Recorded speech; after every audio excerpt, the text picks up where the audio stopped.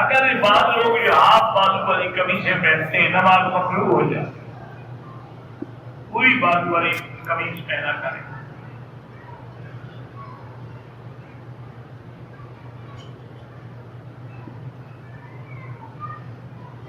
آدمی دائی کو درد کر سکتے ہو، کیا مجھے پتا ہے کیا کس کو درد کر سکتا ہے۔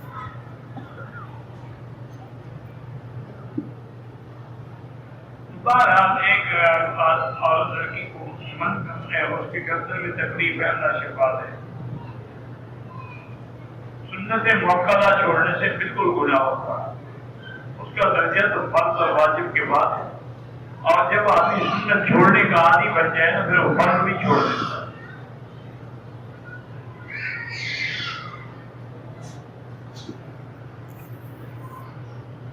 بہرحال عمرہ کرتے ہیں مسجد عائشہ سے ہو جاتا ہے، نہ کریں آپ کی مرضی۔ اگر نعرہ رسالت صرف محمد رسول اللہ کہا جائے تو کوئی حاضر نہیں ہو، لیکن ضرورت کیوں ہے؟ اگر صحابہ نے کبھی نعرہ رسالت نہیں لگایا تو جب حضور کے زمانے میں بھی یہ نعرہ نہیں لگایا گیا تو تم کیوں نہیں یہ نعرہ ایجاد کرتے ہو؟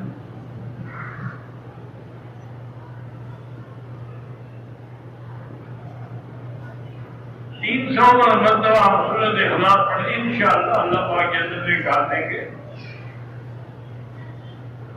اگر ہم سورۃ یاسین پڑھیں گے حرم میں تو باقی ایک لاکھ کا ثواب ملے گا۔ علی رضا سعودیہ میں رہتے ہیں، اللہ ان کی پریشانیاں دور کرے۔ بہرحال جو لوگ نماز میں امام کے آگے ہوں گے ان کی نماز نہیں ہوگی۔